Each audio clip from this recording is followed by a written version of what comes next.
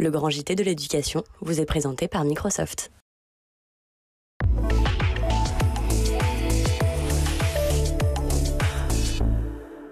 Bonjour à tous et bienvenue dans le Grand JT. Tout de suite le sommaire. 10 jours ressentis, 2 mois. C'est un peu le constat de cette période de campagne suite à la dissolution de l'Assemblée par Emmanuel Macron le 9 juin dernier. Une situation compliquée, notamment à droite. On en parle dans la première partie de cette émission. L'univers du cirque fascine les enfants depuis des dizaines d'années. Un univers qui est aussi souvent une histoire de famille. On en parle avec notre invité dans la seconde partie de l'émission. Dans sa chronique Vue sur les réseaux, Loïc Landreau vous parlera de l'usage des réseaux sociaux et des avertissements possibles à leur rencontre. Mais tout de suite, on fait un point sur l'actualité de l'éducation avec Loïc.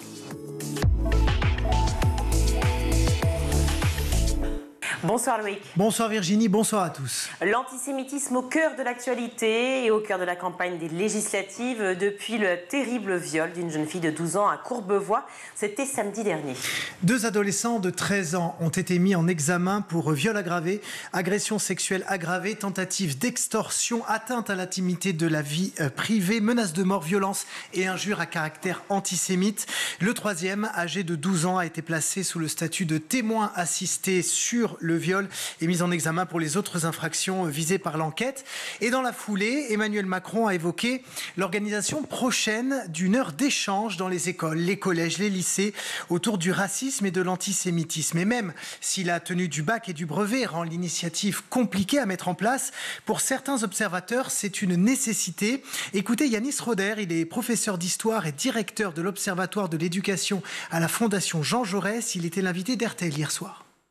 Il y a un antisémitisme qui se développe aujourd'hui, qui s'exprime davantage à l'école et qui vient de différentes sources. C'est d'ailleurs ce qui est intéressant et aussi inquiétant, c'est que vous avez un antisémitisme qui vient, on va dire, d'une extrême droite classique, on dessine des croix gammées, on fait référence à Hitler, et vous avez un antisémitisme qui vient d'élèves qui se réclament, ils le disent eux-mêmes, de l'islam, et puis vous avez une troisième source qui vient qui est issue de ce discours qui est aujourd'hui banalisé par une partie par exemple le groupe LFI, des députés LFI, qui criminalise Israël en parlant sans arrêt d'apartheid, de génocide, etc. Et qui donc, en criminalisant Israël, criminalise quelque part les Juifs, puisque pour beaucoup d'élèves, les confusions sont telles que les Français juifs sont comme des Israéliens, etc. Et donc, ils confondent tout. Et donc, les Juifs deviennent, dans l'imaginaire de certains, l'image du mal. Yanis Roder qui souligne également le manque de formation et d'accompagnement des enseignants, dont beaucoup préfèrent, c'est vrai, passer rapidement sur le sujet plutôt que de risquer une fronde de certains élèves.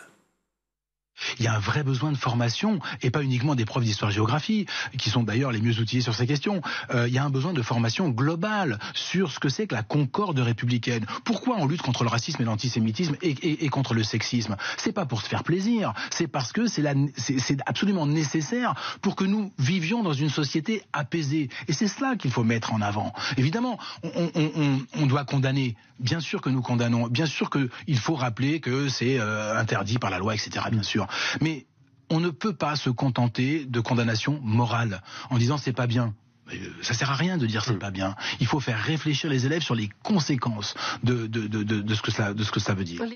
Alors ce temps d'échange fait déjà polémique. Les syndicats dénoncent l'impossibilité d'une telle initiative. Ça ne peut pas se faire dans l'urgence. C'est ce qu'a estimé hier sur France Info Audrey Chanona, secrétaire nationale éducation et pédagogie du SNPDEN-UNSA.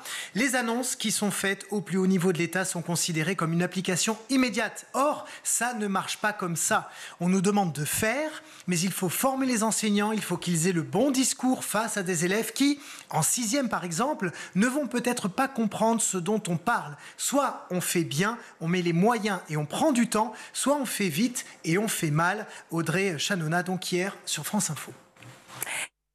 Plus d'1 millier de personnes étaient donc rassemblées sur le parvis de l'Hôtel de Ville de Paris contre l'antisémitisme et en soutien à cette adolescente qui a été violée. Le ministre de la Justice, Éric Dupond-Moretti, y était. Il a réaffirmé sa volonté de ne rien laisser passer. Je vous laisse écouter. J'ai pris au mois d'octobre une circulaire très claire pour demander à l'ensemble des procureurs de ce pays de poursuivre avec beaucoup de fermeté tout ce qui, de près ou de loin, s'apparente à l'expression antisémite. Je m'exprime à cet instant en mon nom, accompagné de parlementaires. La voix que je porte est celle du gouvernement et je veux redire ici, comme malheureusement j'ai déjà dû le dire à quelques reprises, à la suite d'actes que vous connaissez et qui sont gravés dans vos mémoires, que s'en prendre à un juif, c'est s'en prendre à la République et à la France. Le Rassemblement national, de son côté, a également réagi à ce viol antisémite. Jean-Philippe Tanguy, député sortant RN de la Somme, était sur RMC ce matin. Il est revenu sur sa volonté de remettre en cause l'excuse de minorité sur ce type de fait. Pour des faits aussi épouvantables, il faut évidemment revoir cette excuse de minorité. Alors, ce ne sera pas le même traitement évidemment qu'un adulte de 30 ans, mais on voit bien qu'on ne peut plus attribuer en tout cas de réduction de peine aussi forte de manière automatique. Il est temps de remettre des limites et de faire savoir aux criminels et même aux plus jeunes qu'il y a des limites. De toute évidence, ces enfants, pour arriver à de telles extrémités à un tel âge, on grandit dans un monde où ils n'ont rencontré aucune autorité, aucune limite éducative. Et là, je suis désolé, il faut quand même aussi interroger la responsabilité des parents. Tout honnête homme ou toute honnête femme qui regarde ce dossier, qui voit un enfant de 13 ans capable d'une telle ignominie, être animé d'une telle haine pour une autre gamine de confession juive ou pour n'importe quel autre enfant, elle a reçu évidemment une éducation fanatique. Je ne vois pas comment c'est possible. À gauche, Jean-Luc Mélenchon s'est indigné également dans un post sur X. Il dénonce, je cite, le conditionnement des comportements masculins criminels dès le plus jeune âge et du racisme antisémite. Il partage sa solidarité et ses pensées émues pour la victime et ses proches. Mais pour Jean-François Copé, maire Les Républicains de Meaux, ce message n'a aucune valeur. On va l'écouter, c'était hier sur France Info. Mélenchon, depuis des années, a trouvé ce que l'on peut appeler un créneau d'expression politique, qui est celui qui consiste à faire monter toutes les haines, quelles qu'elles soient. Ils ont investi dans un certain nombre de circonscriptions, dont la mienne d'ailleurs, des candidats ou des candidates dont on sait que les comportements, les déclarations antérieures sont extraordinairement ambigus, sans compter le fichier S, pour lequel le commentaire qui a été fait, c'est bien d'incarner la diversité de la France. En réalité, ce petit tweet-là n'a pour moi aucune valeur. Parce qu'il vient après des mois et des années de stratégie assumée pour faire monter l'antisémitisme et le communautarisme. Donc surtout que ce genre de tweet ne serve pas à exonérer la montée en puissance des tensions que Mélenchon lui-même a incarnée. Et pendant ce temps, à Tours, un adolescent de 15 ans a été mis en examen pour apologie du terrorisme. Depuis le début de l'année, ce jeune homme né en Tchétchénie partage sur les réseaux sociaux des photos de terroristes et de l'État islamique, ainsi que des vidéos de décapitation et de tuerie. Selon la procureure de la République, l'adolescent a également publié des vidéos de jeux mettant en scène une tuerie dans une église et dans une synagogue. Il a été placé sous contrôle judiciaire avec interdiction de sortir la nuit, obligation de se présenter régulièrement au commissariat. Il sera suivi également par les services de la protection judiciaire de la jeunesse.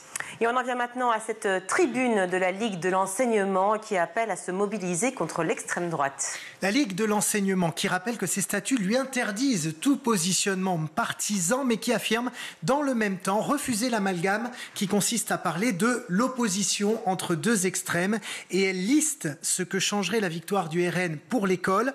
L'extrême droite au pouvoir, c'est une éducation populaire muselée dans son expression et menacée de disparition.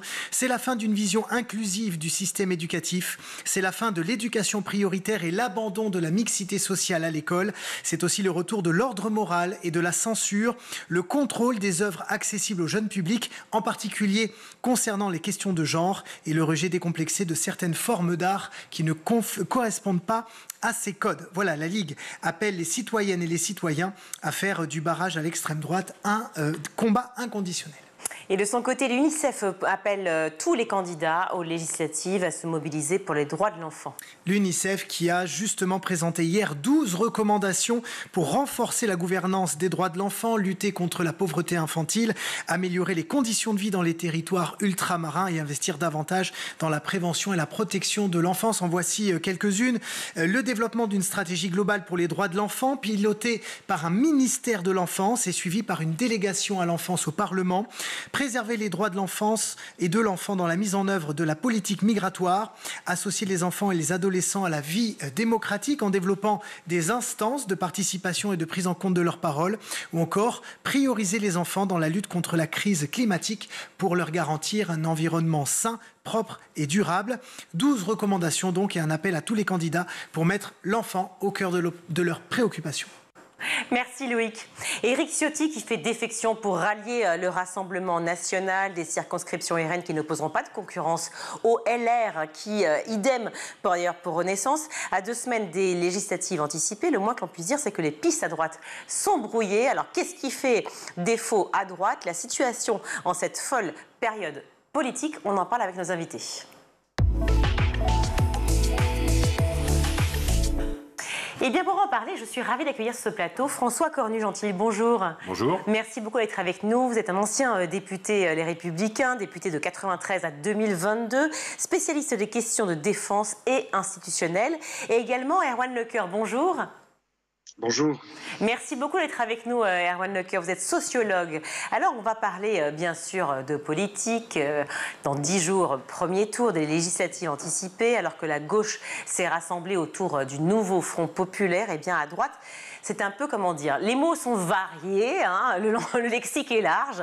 On dit parfois le cafouillage. Certains parlent même de débâcle. Alors, j'aimerais votre avis, François Cornu-Gentille.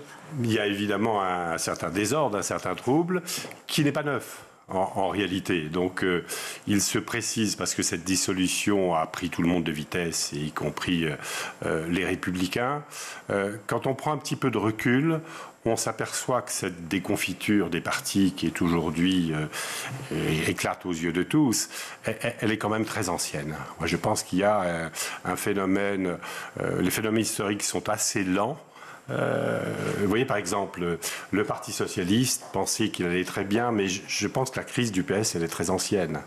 C'est la radicalisation de Nicolas Sarkozy. Vous voyez, je vais vous montrer la longueur. Oui, je vous en prie, on voit des trucs aujourd'hui, on croit que c'est à cause de Macron ou à cause de un tel. Alors, c'est vrai, mais c'est des effets, c'est de la mousse. Les phénomènes sont beaucoup plus longs. Donc, radicalisation de Nicolas Sarkozy. Oui, la radicalisation de Nicolas Sarkozy, qui a une dizaine d'années, donc c'est un phénomène ancien. Vers une droite un peu plus dure, c'est ça? Oui, je pense que ça a permis la résurrection du PS. D'accord. C'est que les gens de PS, le PS était déjà en crise depuis très longtemps sur quelle est sa vocation, est-ce qu'on est un parti extrême ou est-ce qu'on est un parti... Toutes ces problématiques qui apparaissent aujourd'hui au grand jour étaient déjà à l'œuvre de façon sourde à cette époque-là. Et donc, ceux qui s'en tiennent à la surface des événements ont eu l'impression... Voilà, Sarkozy était le meilleur vecteur du Parti socialiste. Macron qui arrive et qui gère un côté très centriste. Et Macron arrive là-dedans, se dit, les partis sont en crise depuis très longtemps, et Macron se dit, ben voilà, moi les vieux clivages c'est fini, moi j'apporte du nouveau et ça va suffire. Je pense qu'il avait raison sur le diagnostic de l'épuisement des vieux partis qui est très ancien et qui se confirme aujourd'hui. En revanche, en dépit des prétentions un peu philosophiques qu'il avait, son analyse était assez superficielle. De croire que c'était simplement sa bonne bouille qui allait permettre de galvaniser l'opinion, c'était un peu rapide. Voilà, donc ces phénomènes-là aussi, c'est pas pour excuser Macron, mais beaucoup dans le débat politique qu'on a actuellement tiennent Macron responsable de tout. C'est lui qui a explosé le Parti socialiste, qui a explosé les Républicains, qui fait monter le RN. En fait, oui, il a un peu accéléré les choses. Je dirais qu'on était sur un toboggan, mais c'est pas... Et que Macron a mis un peu d'huile sur le toboggan. Mais le toboggan, c'est pas Macron qui l'a construit. Le temps des institutions est effectivement assez long. J'aimerais une réaction, Erwan Lecoeur. Est-ce que, pour vous, déjà, il y a une vraie débâcle à droite? Et est-ce que vous partagez l'opinion de François Cornu-Gentille? Oui, il y a une vraie débâcle à droite, comme il y a une recomposition, une sorte de, entre guillemets, clarification difficile à gauche également, depuis pas mal d'années. Et là où je suis d'accord avec la première intervention, c'est que en sciences politiques, je suis sociologue du politique, j'ai travaillé sur le Front National, sur l'écologie, et on sait bien que en réalité, il y a depuis maintenant plus de 20 ans une tripolarisation du champ politique qui s'est mise en place. Et en effet, Emmanuel Macron a beaucoup profité, a travaillé à cette polarisation en 3 blocs. Je dirais un bloc central qu'il a voulu incarner, et il le dit, il le redit aujourd'hui. En gros, il y a les extrêmes à gauche, à droite, et il y a moi au centre, qui suis la personnalité sérieuse. L'explosion du fameux clivage gauche-droite dès les années 80-90, et il est assez juste de dire que le Parti socialiste implose sans même s'en rendre forcément compte au 21 avril 2002, c'est-à-dire le départ de Lionel Jospin le soir du 21 avril, j'ai fait ma thèse à cette époque-là exactement, il y a là un événement politique absolument majeur qui met à mal le fameux clivage gauche-droite où le Parti socialiste et l'UMP à l'époque se partageaient le pouvoir. Il y a une explosion, il y a une tripolarisation du champ politique dans laquelle nous sommes encore, mais nous allons déjà vers un autre modèle, qui est le modèle que l'on voit dans d'autres pays, qui est une nouvelle polarisation, non pas gauche-droite, mais sur des éléments, je dirais, identitaires, et une polarisation très forte autour notamment des enjeux de l'environnement, de l'écologie, d'un côté, mais aussi des enjeux sociaux, et voire des enjeux identitaires, et on voit bien comment Marine Le Pen et le Rassemblement national, aujourd'hui, en bénéficient. Dernier petit point, si vous me permettez, historiquement, moi j'ai travaillé sur le Front National dès les années 90. L'idée selon laquelle il fallait faire exploser la droite vient de Bruno Maigret, qui était lui-même un ancien de droite rallié au Front National dans les années 80.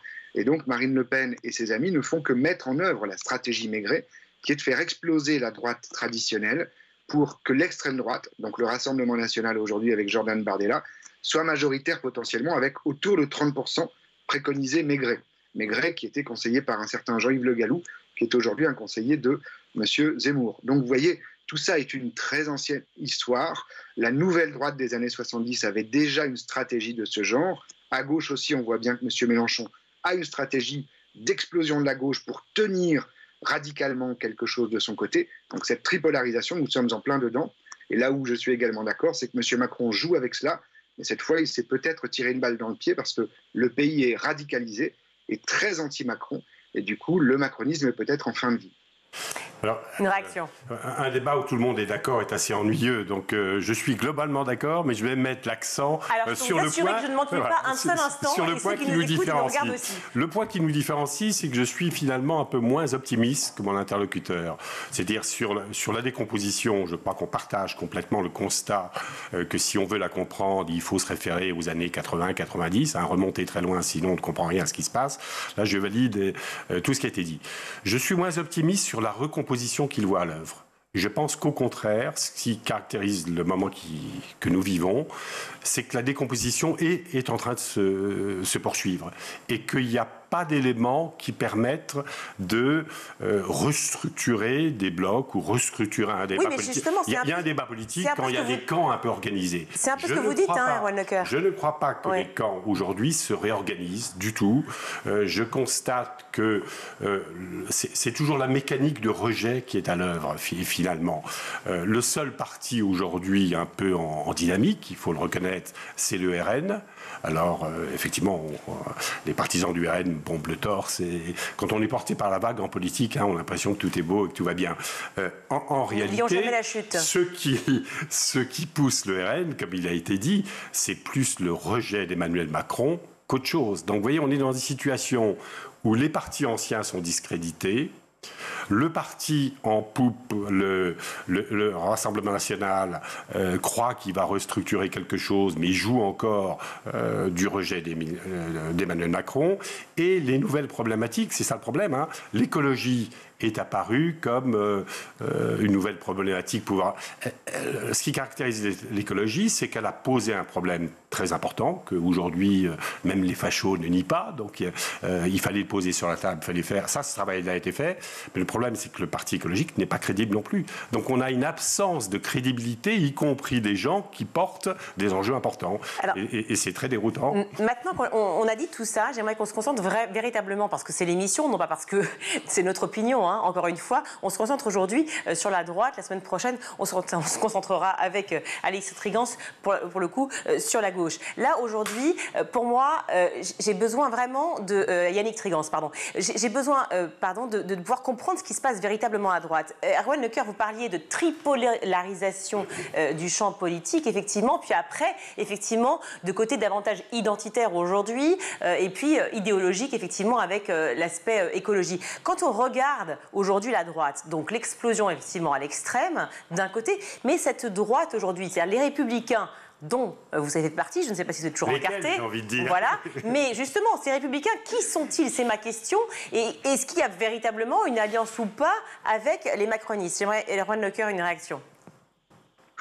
Il y a une nécessité pour les Républicains, qui sont quand même un parti ancien. C'est ce que j'appellerais la droite qui veut gouverner sur les territoires. Juste un petit point quand même. Encore une fois, désolé, mais la droite est le premier parti sur les territoires. Il ne faut pas l'oublier. C'est-à-dire que dans les petites villes, dans les départements, les régions et autres, LR et surtout les divers droites sont de loin le premier parti qui tient les rênes du pays. En réalité, le pays réel, si tant est que cette expression ait un sens, mais elle en a un pour une partie de la droite, le pays sur le terrain, il est toujours géré par la droite en premier, par le PS en deuxième et de plus en plus par des écologistes. Notez bien une chose, les trois mouvements dont on parle sans arrêt, à savoir le macronisme, le lepénisme et le mélenchonisme, sont absolument absents du territoire. Il y a quasiment, ils sont minoritaires en termes d'élus du territoire. Donc je voudrais juste faire cette remarque, la droite reste le premier parti en nombre d'élus sur le territoire. C'est passionnant ce que vous dites, très important, parce que c'est tout ce qui va se jouer justement là pour les législatives. Bien sûr, c'est-à-dire que là, les législatives viennent contrecarrer un mouvement de terrain où la droite tient les territoires, où le PS a encore énormément d'élus sur le territoire, et ces deux forces politiques n'ont quasiment plus de représentation nationale, ou en tout cas, on voit qu'ils sont minorés énormément au niveau de la représentation nationale. Donc on a deux pays qui se regardent en chien de faïence, avec un pays, je dirais, une politique nationale qui est très médiatique, avec des personnalités médiatiques que j'appellerais un peu des bouffons médiatiques, Mélenchon, Macron et Le Pen, pour faire très rapide, mais bouffon, ce n'est pas méchant, c'est juste une façon de montrer qu'il y a un monde médiatique qui vit au niveau national, puis il y a un autre monde où les gens, quand ils votent au municipal, quand ils votent au régional, quand ils votent au départemental, ils votent autre chose. Ils ne votent pas pour cela. Ils votent pour des gens qui sont du terrain, qui connaissent, qu'ils voient régulièrement. Et donc là, la droite a toujours une force extrêmement importante. On en parle peu, mais quand on regarde les régions, les départements, la droite tient encore énormément de régions et de départements. Donc l'affaire Ciotti est un peu ridicule, mais en même temps, elle montre quelque chose, c'est que même Ciotti veut être maire de Nice, et que pour ça, il a besoin du Rassemblement national.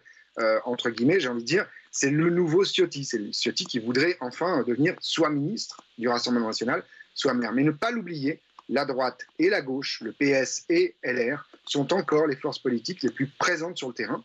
Et là, nous avons une politique nationale qui n'a rien à voir avec la politique locale. Et il y a un conflit depuis des années entre ces deux façons d'appréhender ce que c'est que la politique. Même si, en fait, le territoire est entièrement radicalisé, si je puis dire, avec les européennes, on peut toujours dire ça, effectivement, c'est toujours valable? Les européennes ont toujours été un scrutin à part, comme depuis toutes les élections.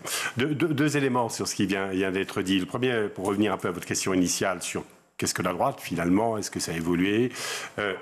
Moi, je suis rentré en politique au moment où la droite, c'était le RPR. Il y avait au sein du RPR des gens qui auraient pu être au Parti socialiste, et il y avait au sein du RPR des gens qui étaient sur la ligne Ciotti, voire un peu plus. Donc ça a été toujours assez composite, et c'est ce que voulait la tradition gaulliste. La différence avec aujourd'hui, c'est qu'il y avait toujours une personnalité, y compris Sarkozy 2007, qui était capable de faire une synthèse de cela. Et la constante de la droite aussi, c'est que les dirigeants de la droite étaient toujours beaucoup plus modérés que la base. La base a toujours été beaucoup plus à droite que les dirigeants du parti. C'est pas nouveau. D'accord, mais aujourd'hui, ce qui a peut-être surpris dans le tremblement de terre de Ciotti, c'était pas tellement surprenant quand on connaissait les options d'Éric Ciotti depuis un moment. Ce qui a été plutôt surprenant, c'est que finalement, la base, alors il reste plus grand monde, ne le suit pas tant que ça. Et donc ça prouve bien qu'il y a un fond de droite qui vient d'assez loin, peut-être. Combien de candidats qui le suivent? Pas très jeunes, d'ailleurs. Combien de candidats qui le suivent? Parmi les élus locaux, les députés, etc., il est suivi par personne. Donc il y a bien un pôle qui continue à demander autre chose. Et dernier point, autre chose sur la déconnexion du niveau national qui vient d'être évoquée, qui est tout à fait juste, hein, c'est évidemment à relier à l'absence de cumul de mandats. Hein. Je pense que l'absence de cumul de mandats, le cumul des mandats, c'était pas simplement, comme le croyait Guy Carcassonne, des notables qui essaient de s'implanter, il y avait une mission qui n'était pas écrite dans la Constitution, qui était de faire le lien entre le national et le local. C'était une mission qui n'était pas écrite, mais que les cumulards de gauche et de droite assumaient. Et ben, on a cassé cette mission. Et on a effectivement une polarisation autour de pôles qui sont très dégradants. Donc on a une France gestionnaire qui a été décrite, et puis on a une France qui se dispute sur les chaînes de télé. Et ce qui est assez étonnant, c'est que en cas de victoire du Rassemblement national, qui se veut une rupture avec Macron, le point commun avec Macron, c'est que justement, ce n'est pas des gestionnaires. Il n'y a aucune implantation locale du Rassemblement national. Donc, ceux qui veulent tourner la page Macron réécrivent une nouvelle page et réinstallent des gens qui n'ont pas la gestion du terrain pour habitude. En cas de... alors, Erwan Lecoeur, juste, si on prend entre 60 et 70 candidats LR qui vont s'allier donc avec le RN, est-ce que réellement on assiste à un baiser de la mort? Est-ce que ça va jouer véritablement sur les élections ou pas? Ça peut jouer sur les élections puisque Jordan Bardella aurait besoin d'une majorité, première chose, et que 50 ou 60 élus qui lui seraient dévoués issus de la droite pourraient éventuellement lui permettre d'atteindre cette majorité. Ça, ce seront les urnes qui en décideront, si tant est que le RN arrive bel et bien en tête, ce qui n'est plus aujourd'hui non plus tout à fait certain, puisque nous sommes dans un moment où l'incertitude règne à tous les niveaux. Ça n'a pas été noté, vous en parlerez apparemment plus tard, mais il y a une nouveauté dont Emmanuel Macron apparemment n'était pas au courant non plus, moi je pense qu'il a un vrai problème de connaissance historique et de stratégie politique depuis très longtemps. Mais il y a un autre problème qui se pose à lui, c'est qu'il y a un nouveau Front populaire qui se constitue face au Front national que Maurras avait inventé dès les années 30, et que désormais Macron et le macronisme est dépassé par ces deux événements, comme ça vient d'être dit. Donc on a deux fronts, un Front national et un Front populaire. Donc pour le Front national, si tant est qu'il y ait des gens de LR qui viennent le suppléer, l'aider, il y a deux choses qu'il faut prendre en compte. D'abord, c'est la fin et la mort de la droite que veut le Rassemblement national, de la droite au sens traditionnel. Je le disais au début, c'est l'objectif final, c'est de tuer ce parti de droite qui empêche le Rassemblement national d'accéder au pouvoir, ou le Front national à l'époque, depuis très longtemps. Ça, c'est la première chose. Donc oui, c'est un baiser de la mort pour ce qui s'appelle la droite, dont on vient de rappeler un petit peu l'histoire, là, hein, de Gaulle, Chirac, etc., jusqu'à Sarkozy, en passant par M. de Villepin, qui lui appelle, par exemple, à voter pour le nouveau Front populaire. Donc ce qui a été dit tout à l'heure est assez juste. Il y a eu dans la droite républicaine des gens extrêmement différents, qu'on pense à M. de Villepin, par exemple.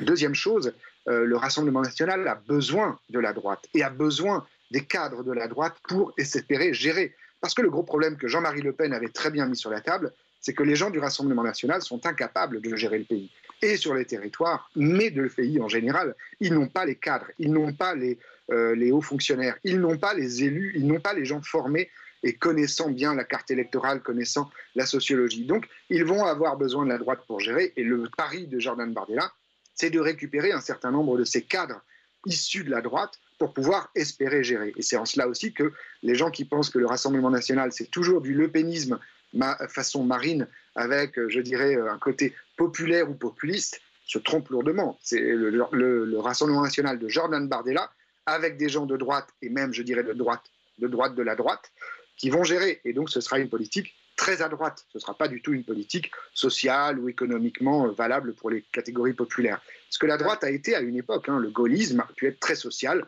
On pense à tout un tas de gens au sein du gaullisme qui ont été des gens qui était en effet le gaullisme social, qui s'occupait des classes populaires. Je sais combien c'est important de rappeler effectivement l'histoire pour pouvoir comprendre évidemment le présent, mais j'aimerais juste qu'on se focalise, parce que là c'est dans 10 jours, sur le premier tour, évidemment le deuxième tour, mais bon, déjà le premier, parce que c'est quand même, là on parle des différentes alliances. Vous avez bien situé ces fronts, effectivement, de chaque côté. Je note quand même que pour un sociologue qui connaît par cœur la politique, Erwan Lecoeur, vous dites Front National toujours et pas Rassemblement National, donc je pense bien que ce n'est pas innocent, mais je voudrais juste qu'on parle de cette droite-là, dont vous disiez d'ailleurs, François Cornu-Gentille, ce qu'il en reste, dont on ne sait pas vraiment ce qu'elle est, etc. C'est vrai que moi, je n'arrive toujours pas à la définir. C'est-à-dire qu'on prend ceux qui n'ont pas pactisé, entre guillemets, et c'est l'expression consacrée, avec le diable, c'est-à-dire ceux qui ne vont pas aller vers le RN, et ceux qui vont aller aussi chercher les centristes, enfin ce qu'on appelle les macronistes aujourd'hui.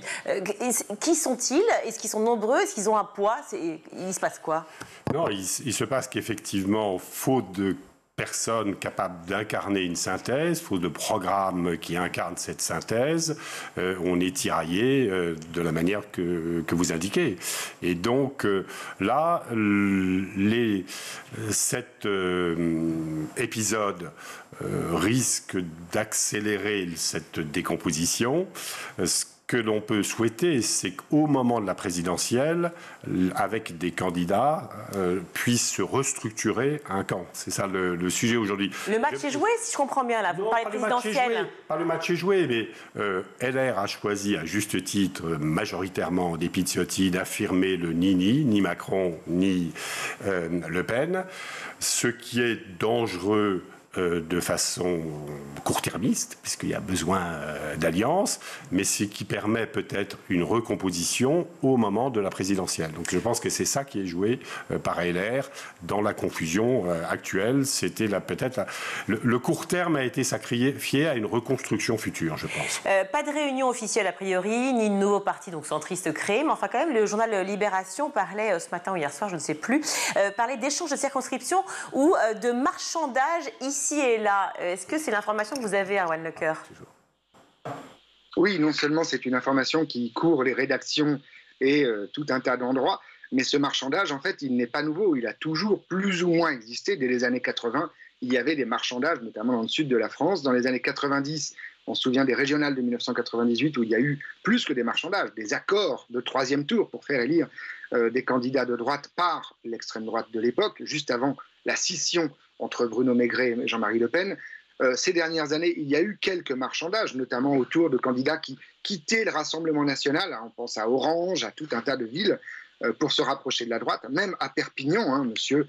À Perpignan, le maire de Perpignan, comme le maire de Béziers, fait des alliances avec des gens de droite pour pouvoir gérer sa ville, parce que quand on gère une ville, on doit faire des alliances. C'est toujours ce que les Français comprennent difficilement. Ils ont du mal à comprendre l'Europe parce qu'il y a des alliances pour faire passer des idées ou des projets au niveau local également. Donc là, ce qui est en train de se produire, c'est que tout un tas d'élus de droite ou du RN qui veulent être élus ont besoin d'alliances pour pouvoir s'assurer la victoire.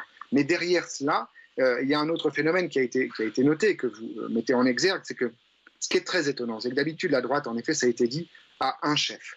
Et c'est la force de la droite, c'est d'avoir toujours trouvé une sorte de capitaine du bateau pour mener. Nicolas Sarkozy a été emblématique de ce capitaine comme ça. Il a récupéré une droite qui devait perdre. Je rappelle qu'en 2004, la droite était au fond du trou.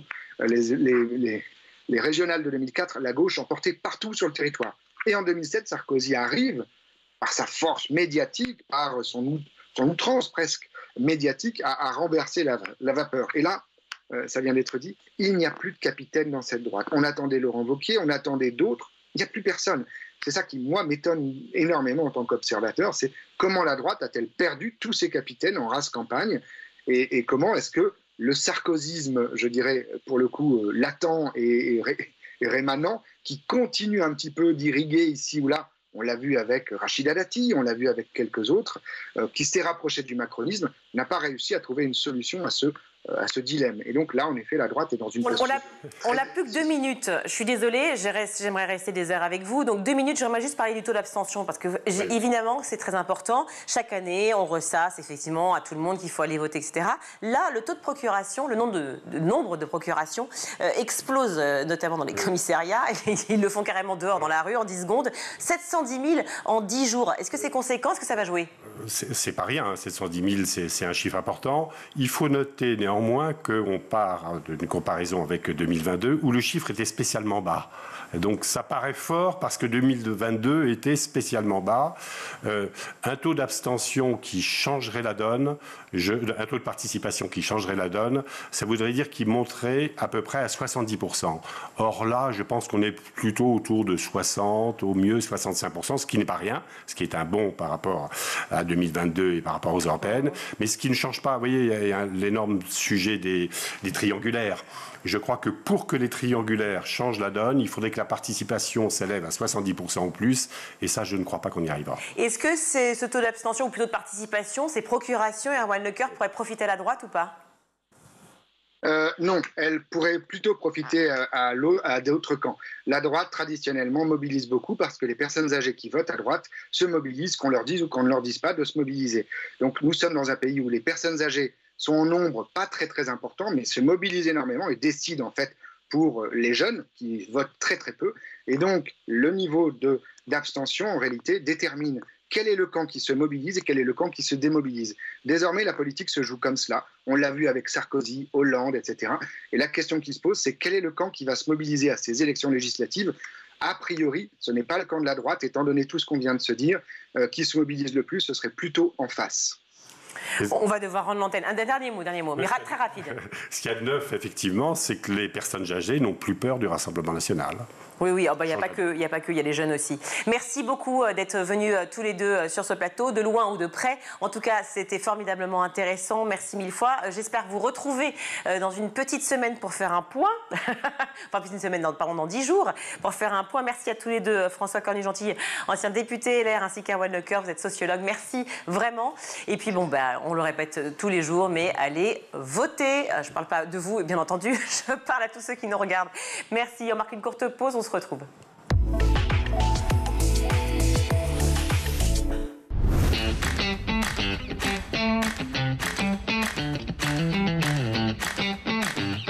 Chaque matin, dès 6h, retrouvez Emmanuel Davidenkoff et son équipe dans La Quotidienne. En compagnie d'un invité fil rouge, il vous donne des clés de compréhension et des pistes d'action en matière d'éducation. L'école, c'est le sanctuaire, mais c'est aussi un sanctuaire qui doit protéger nos enfants. À partir de 9h, Patrice Boisfer prend le relais dans le MAG. Au cœur des territoires, la parole est donnée tous les jours aux élus locaux et régionaux, ainsi qu'à ceux qui font l'école.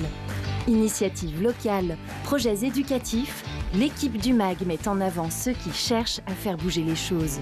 Et donc nous devons en permanence ajuster, accompagner les jeunes évidemment, mais aussi les familles et faire en sorte qu'ils puissent étudier dans des lieux le plus agréables possible. À 12h30, School TV vous propose de plonger dans l'école du futur. Avec ses invités, Philippine Dolbeau décode et teste les nouvelles technologies mises au service de l'éducation. Comment éduquer nos enfants à l'ère du numérique ? Élément de réponse avec une équipe de chroniqueurs à la pointe des tendances tech.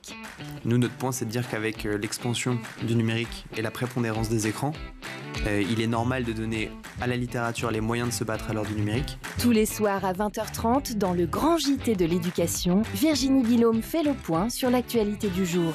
Politiques et acteurs de l'éducation se questionnent sur l'avenir de nos enfants à l'école.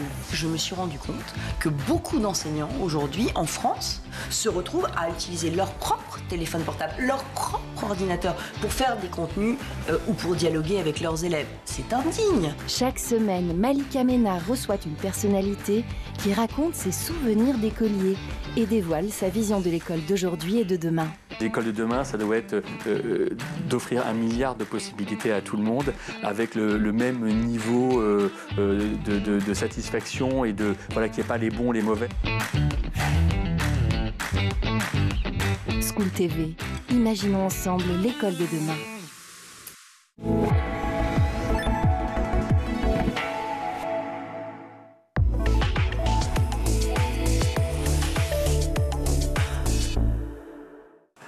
De retour dans le Grand JT, je suis ravie d'accueillir Flavien Bouche. Bonjour. Bonjour. Merci d'être avec nous. Vous êtes gérant de Monsieur Cirque et Compagnie. Monsieur Cirque et Compagnie, c'est absolument génial. Une rencontre avec Flavien Bouche dans un jardin, un parc d'attractions à Paris a fait que vous êtes ici aujourd'hui. Je me suis dit, il faut qu'on parle des arts du cirque, on n'en parle pas assez. Racontez-moi, vous, comment vous êtes venu justement au cirque. C'est une affaire familiale, une histoire familiale? C'est une affaire familiale, mais mon père était instituteur. Et en fait, en vacances, il m'a amené dans un atelier cirque, comme vous avez pu voir. Et j'ai adoré ça. Et lui, la même année, est devenu clown. C'est-à-dire qu'en fait, il a quitté l'école à mi-temps en tant qu'instituteur et clown. C'est ça. Est-ce qu'il enseignait justement le cirque, enfin le côté clown, aux enfants? Alors non, lui, il a vraiment séparé les deux choses. Ouais, il n'a pas osé. Il n'a pas osé, non. Et puis c'était encore trop amateur ce qu'il faisait en fait au départ. Hein. Donc non, c'est une passion, c'était un hobby, puis il a fait les deux. Et donc vous grandissez en voyant votre père à la fois qui apprend à lire, à écrire aux enfants et à compter, et en même temps qui vous apprend à faire le clown. Alors moi j'étais plutôt jongleur que clown, et donc du coup en fait je développais une activité qui était très bien pour lui, parce qu'on pouvait faire des spectacles ensemble. Ça c'est plus tard, hein, quand vous étiez petit. Non, j'ai commencé à 7 ans, et donc... À 7 ans jongleur? Ouais. Ah oui, d'accord. Donc ça développe énormément la dextérité, la motricité, si je comprends bien. Oui. Le cirque. Oui, parce qu'après j'ai fait des études STAPS et j'avais fait aucun autre sport. Et je me débrouillais assez bien dans les lectures de trajectoire, dans l'habileté. Enfin, c'est assez complet le cirque. Et donc dès le départ, vous vous êtes dit ça va être ma vie finalement, ça me correspond. Alors j'étais un peu partagé parce qu'il y a toujours papa-maman quoi. Et je voulais faire des études pour être prof de sport, prof de PS pardon. Ouais, l'éducation physique et sportive, mais enfin on le comprend, vous inquiétez pas. On vous suit. Et puis je suis allé jusqu'au CAPES et finalement j'ai choisi le jongleur quoi. Jongleur. Alors en quoi le cirque favorise le développement de l'enfant? En fait, c'est très varié. C'est-à-dire que déjà, on a tout ce qui est habileté, jonglerie, manipulation. On a également tout ce qui est équilibre. On a tout ce qui est acrobatie. On a tout ce qui est aérien. Et dans ce cas-là, c'est le vertige. Donc, il y a vraiment... c'est très, très vaste. Et donc, du coup, en fait, les enfants, aussi bien garçons que filles, ils peuvent y trouver leur compte. Et si on n'est pas bon dans une discipline, on peut être bon dans une autre discipline du cirque. Alors, on a parlé évidemment de la motricité, peut-être aussi, quand vous dites de la voltige, on peut peut-être évoquer la confiance en soi, et la confiance en l'autre aussi, parce qu'on n'est pas seul. Tout à fait, on va dire c'est un sport, c'est une activité qu'on peut faire seul, mais qu'on peut faire aussi à plusieurs. Ouais. Donc ça, c'est assez riche. Hein. Il n'y a pas énormément de sports où on peut travailler pendant 6 heures ou 7 heures par jour individuellement sur une pratique et qu'on peut ensuite réinvestir avec d'autres gens, quoi. Oui, voilà, et cette confiance, donc aussi pour les enfants qui démarrent soit tôt d'ailleurs, soit à l'adolescence, peut-être se dire que les arts du cirque peuvent leur permettre de prendre confiance en eux, de pouvoir aussi se dire, lui, je vais me lancer, il va me récupérer, il sera là, comme un porté peut-être en danse, hein, ah oui, pour faire l'association. Complètement, il n'y a qu'à voir le trapèze volant. Trapèze volant, on comprend bien qu'il faut avoir vraiment confiance. Enfin, toutes les disciplines aériennes sont vraiment importantes. Hein. Ça, c'est sûr que la confiance en l'autre et en soi, elle est prédominante. Et vous allez dans les écoles pour pouvoir enseigner le cirque? Alors oui, j'adore ça parce que les enfants sont vraiment les yeux pétillés, c'est super. Et c'est pas... Je ne fais pas que ça, mais dès que j'ai l'occasion de le faire, c'est avec grand plaisir. Ouais. On fait des stages d'1 semaine, des fois 2 semaines, construction d'un spectacle, juste de la découverte. Ça peut être des écoles maternelles, ça peut être des écoles primaires, c'est des IME avec les handicapés. Enfin, c'est vraiment très, très varié. Alors, il y a toujours cette part d'étonnement, je trouve, chez l'enfant et chez l'adulte aussi, hein, d'ailleurs, avec le cirque, mais aussi celle du risque. Est-ce que ça aussi, c'est important, ce développement de la persévérance, toujours?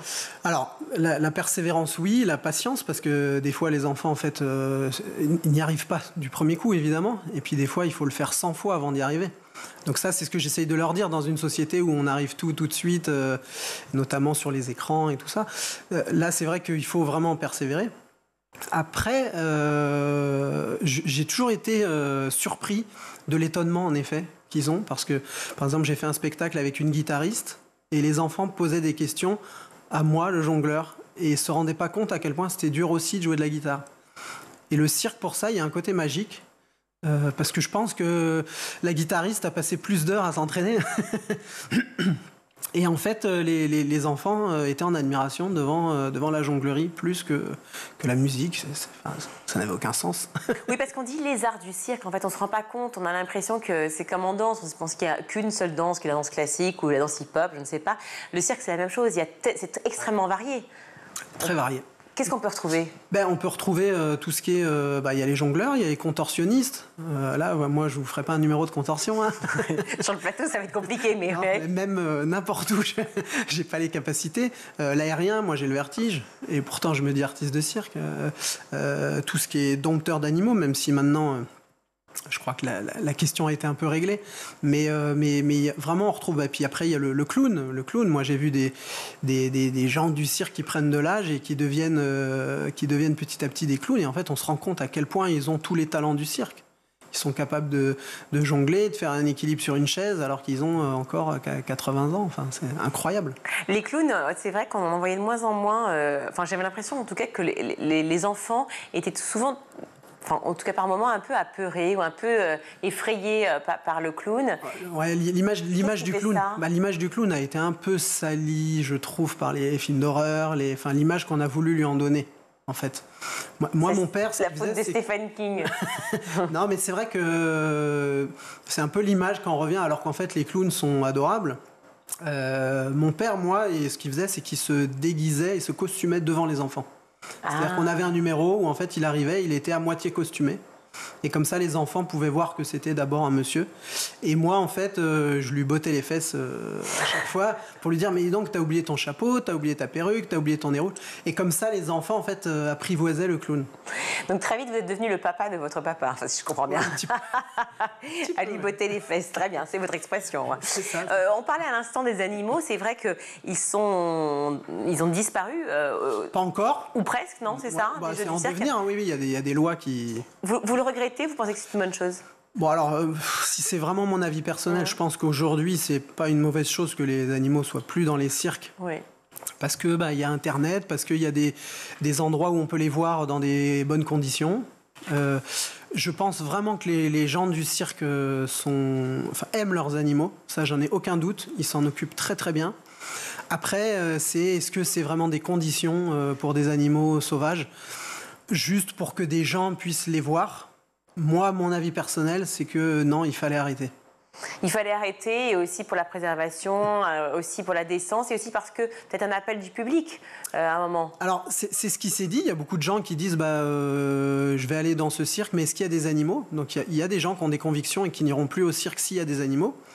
Après, je sais que les circassiens parlent de 15 millions de visiteurs. Il y en a sur les 15 millions, 14 millions qui venaient voir les animaux. Ben oui, forcément. Des chevaux sublimes. Voilà, alors les chevaux sont encore un petit peu à part. Hein. Les chevaux sont autorisés puisque tous les centres équestres, c'est quand même une grosse fédération en France. Donc je pense que ça, c'est pas à régler. On a encore le droit dans les cirques. Merci beaucoup Flavien Bouche d'être venu sur notre plateau pour nous parler des arts du cirque. Et puis on peut donc vous retrouver. Je rappelle que vous êtes gérant de Monsieur Cirque et compagnie. Donc en fait, il suffit d'aller sur le site, sur la plateforme et retrouver les ateliers que vous proposez, ainsi que les spectacles et autres. Sur la chaîne YouTube où il y a aussi un aspect pédagogique. Ah, très chouette, voilà qui est bien. Merci beaucoup d'être venu sur le plateau du Grand JT. Merci beaucoup. On va tout de suite retrouver... Pardon, je n'arrive plus à parler. On va tout de suite retrouver Loïc Landreau pour sa chronique.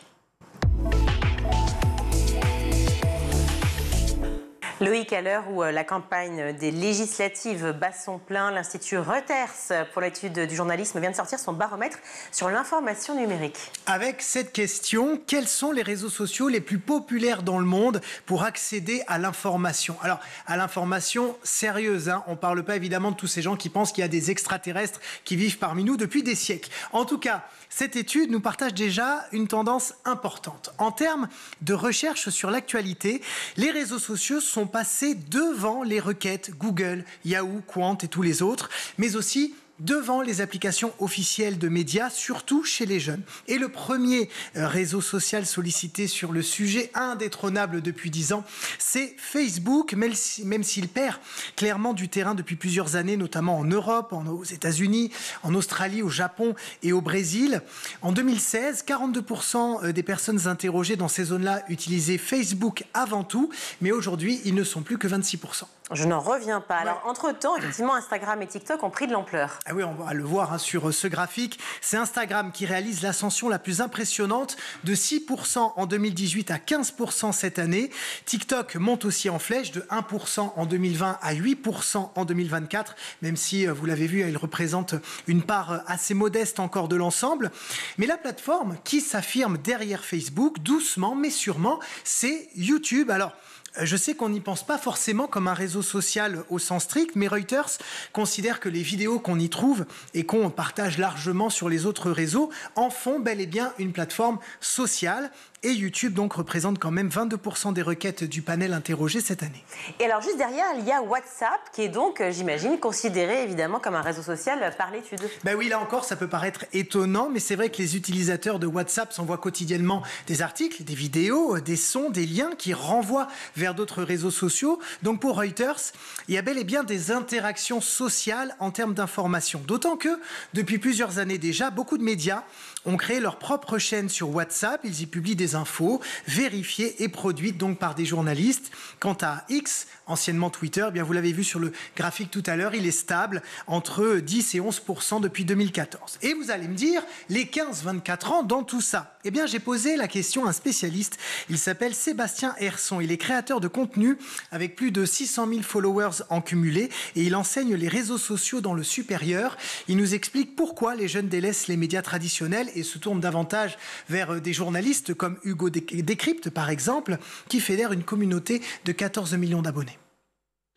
Un Hugo Décrypte, il est jeune, il prend pas trop de position, donc on peut se dire, ok, quand je le regarde, il n'y a pas d'intérêt derrière, d'intérêt politique. Alors que si je regarde une chaîne en particulier, peut-être que là, ça sera plus orienté à gauche ou à droite d'un point de vue politique. Et eux, ce qu'ils veulent, cette génération, c'est je veux l'information, je veux pas qu'on me donne un avis directement, je me ferai mon propre avis. Et je pense que c'est en ça où Hugo Décrypte cartonne, c'est que moi, mes étudiants, quand ils ont un contrôle d'actualité dans mon cours, c'est qu'ils se disent « Ok, j'ai envie de savoir la vérité, je vais sur Hugo Décrypte ». On sait que sur les vidéos, la viralité, le buzz, ça peut toujours un peu varier. Au moins sur cette information-là, elle sera véridique parce qu'il n'y a pas d'intérêt politique derrière. Contrairement peut-être à une chaîne télé ou à une radio, comme on le voit en ce moment en période électorale. Et peut-être aussi parce que les jeunes sont de plus en plus nombreux présents sur les réseaux sociaux pour s'informer, mais aussi pour se divertir. Les États-Unis veulent mettre en place des messages de prévention. Vivek Murthy, THY, administrateur de la santé publique outre-Atlantique, considère que les réseaux sociaux peuvent être aussi dangereux pour les jeunes que le tabac, l'alcool ou la drogue. Il a donc publié une tribune dans le New York Times demandant au Congrès américain de se pencher sur une loi qui obligerait les plateformes à diffuser des messages d'avertissement de santé publique.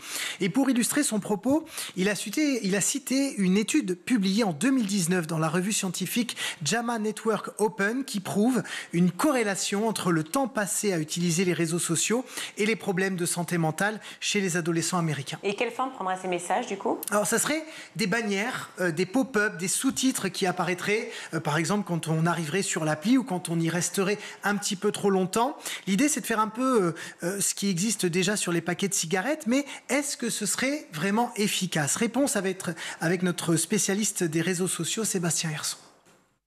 Aller sur ce registre-là, sur les réseaux sociaux, pourquoi pas? Parce que c'est vrai qu'on a tous le même problème. Du moins, moi, je l'ai aussi, ces problèmes. C'est que quand on est sur ces vidéos, qu'on les regarde, le temps passe à une vitesse folle, on ne réalise pas le temps qu'on passe sur nos écrans. Et du coup, d'avoir un petit message, attention, ça fait X minutes que vous êtes dessus, ou sur les dépendances, ça peut être intéressant, du moins, ça plante une graine dans notre tête en se disant « Ah, faut peut-être que là, je fasse autre chose ».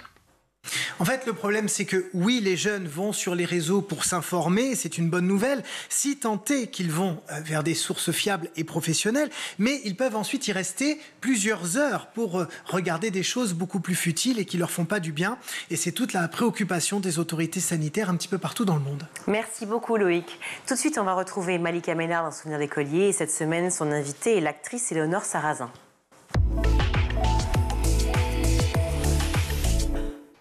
On évoque la série qui a changé ta vie. Ouais, si tu veux, avec plaisir, toujours. C'est Plus belle la vie. Ouais. Donc comment t'intègres le casting? En rentrant de Londres, j'ai envoyé plein de messages pour essayer de trouver un agent. J'ai trouvé un agent qui était intéressé par moi. J'ai passé un premier casting qui était totalement pour autre chose. Et le directeur qui était pour Camping Paradis. D'accord. Où là, je devais faire une jeune fille de 17 ans, où j'étais arrivée du coup avec un sweat à capuche et en Converse, voilà. Et c'est ce directeur de casting-là qui m'a demandé de revenir 3 semaines après, où mon agent à l'époque m'avait dit « Ah, c'est Plus belle la vie, t'es vraiment pas obligée de le faire. » Je dis « Non, on me demande de venir, bien sûr que je vais y aller, par respect. » Et là, à ce moment-là, du coup, c'était pour Sabrina, qui était un personnage vraiment haut en couleur. Et puis j'y suis arrivée avec mon gros slim, avec les talons et le gloss et les froufrous de partout. Et le mec m'a pas reconnue. Je suis là, bah cool, ça veut dire que mon objectif est atteint. Et j'ai passé mon audition et on m'a prise et c'est allé très vite. À ce moment-là, j'étais du coup entre mes études à Londres et mon retour à Paris, tout ça. Donc j'étais hôtesse au salon des dentistes en train de regarder des abcès gingivales sur écran de cinéma dans des grosses salles de conférence quand j'ai reçu l'appel. Excuse-moi, tu me remplaces 2 secondes, oui, ok. Et je suis sortie 2 secondes et on m'a dit, bah, t'es prise, dans 48 heures, il faut que tu sois à Marseille. Ah oui. Et 48 oui, c'était immédiat, tard, oui. Ouais, j'étais à Marseille. Il fallait pas que tu aies autre chose de prévu, quoi. Non. Non, mais après, ils te demandent. Quand tu passes le casting, ils te demandent... Si t'es disponible, ouais. Ok. Et tu pars pour 6 saisons? Non, je pars pour 3 semaines. Mais je pars pour 3 semaines et on me dit, tiens-toi disponible pour 4 mois. On verra. Et du coup, je me suis tenue disponible pendant 4 mois et c'est des contrats d'1 mois et demi, donc on ne sait jamais... À chaque fois? Ouais.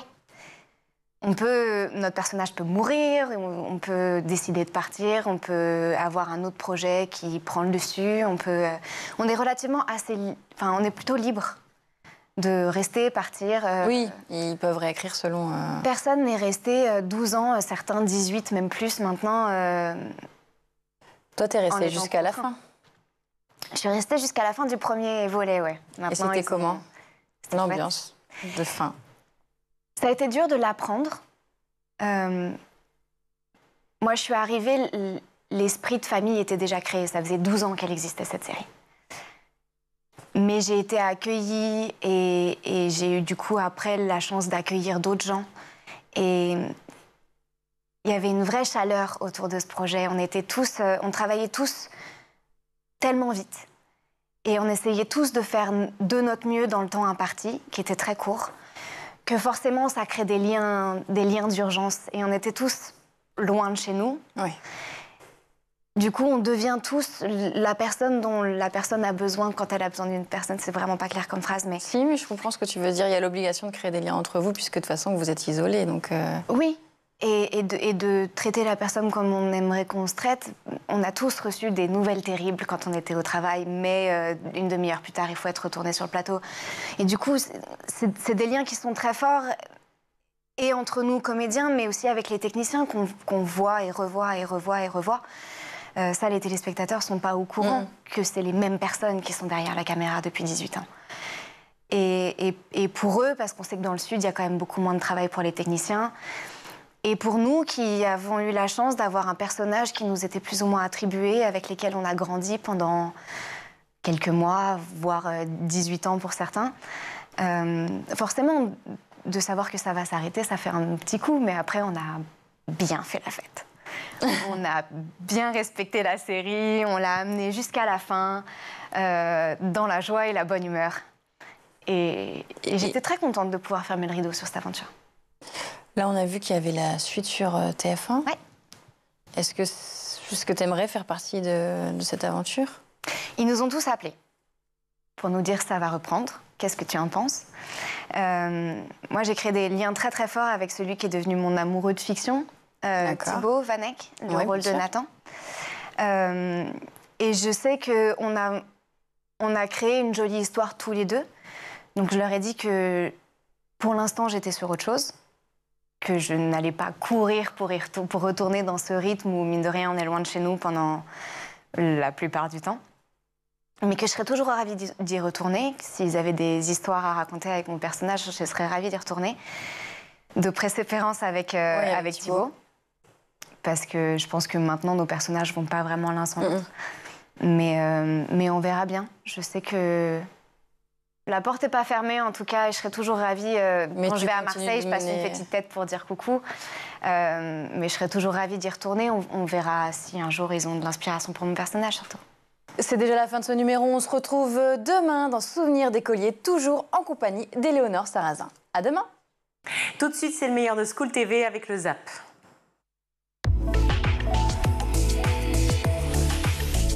Vous, jeune chef, qu'est-ce qui vous dirigez des orchestres professionnels, des orchestres de niveau international? Qu'est-ce qui vous intéresse? Qu'est-ce qui vous motive? Qu'est-ce que vous apprenez quand vous continuez à travailler avec des enfants? Et alors oui, certes, des étudiants de 3e cycle, c'est de bon niveau, mais ce n'est pas du niveau des orchestres que vous avez habituellement. Alors, c'est très riche à plusieurs niveaux. Le premier niveau, d'un point de vue tout à fait égoïste, on peut dire, c'est que moi, ça me permet de parfois découvrir des œuvres avec eux ou d'apprendre ensemble et de se dire, voilà, moi, avec eux, je vais pouvoir découvrir tel répertoire, peut-être que je n'ai jamais fait, etc. Donc ça, c'est passionnant. Et même des œuvres qu'on reprend avec la fraîcheur, il y a une fraîcheur et il y a aussi une candeur et un manque d'expérience qui fait que parfois ça nous oblige à nous poser les questions et reprendre vraiment de zéro les choses. Et donc ça veut dire que même vous, à votre niveau, musicalement, vous en retirez quelque chose. Oui, alors, en fait, on a je trouve quelque chose qui peut être assez dangereux dans nos métiers. On joue des musiques qui ont plusieurs centaines d'années.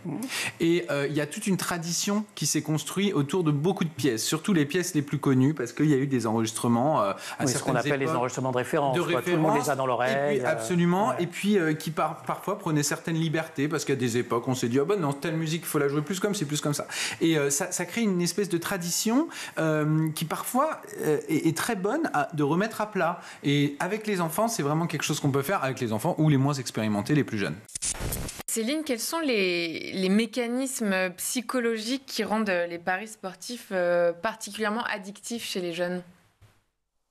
Alors, c'est une question, évidemment, avec une réponse un peu complexe, mais la première chose quand même, c'est de dire qu'on mélange sport et paris sportif. Aujourd'hui, il est très difficile de distinguer les deux et en fait, dans la tête de beaucoup d'adolescents, l'un ne va maintenant pas vraiment sans l'autre.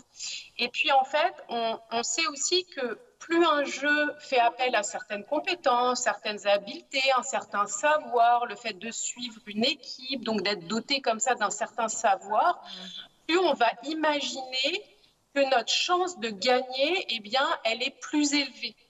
Et donc, on va jouer aussi sur ces mécaniques-là de, si tu t'y connais en sport, si tu aimes le sport, alors forcément, tu as plus de chances de gagner.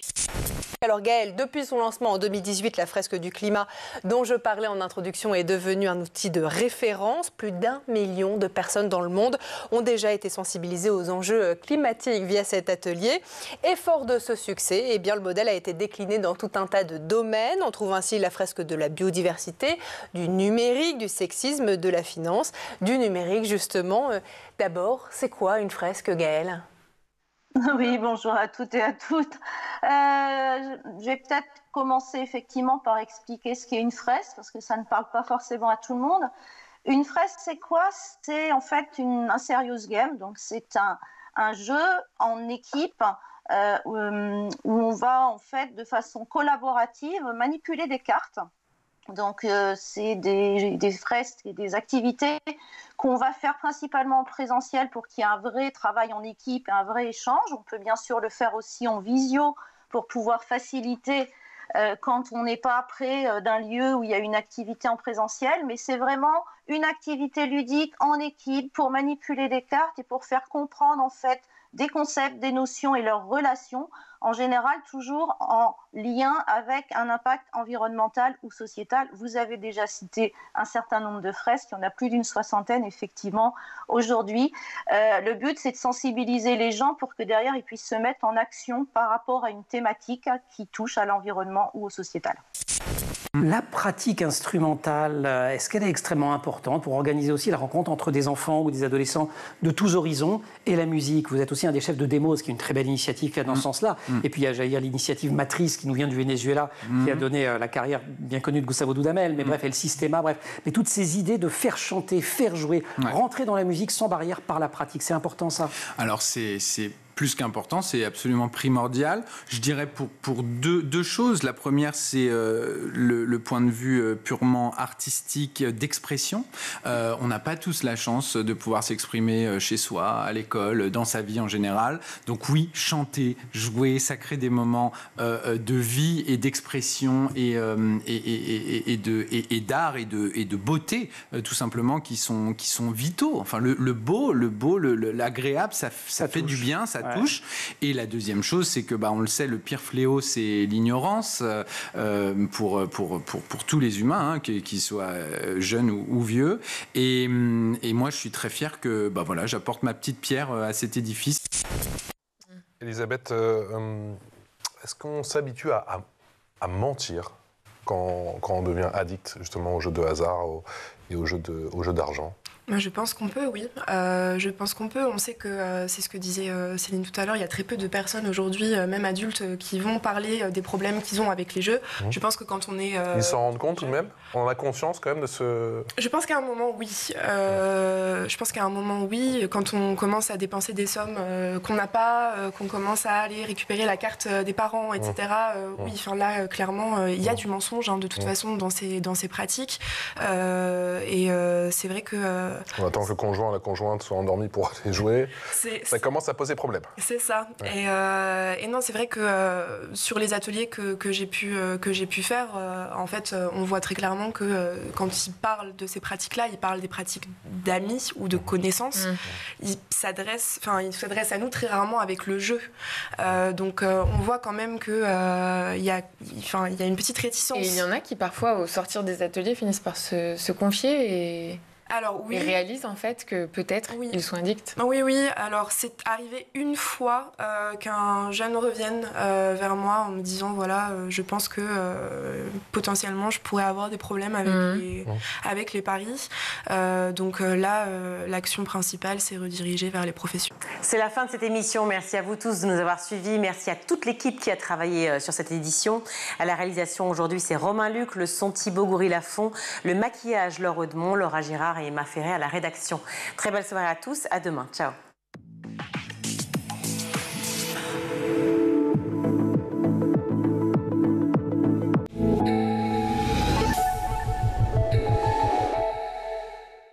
Vous avez regardé le Grand JT de l'éducation avec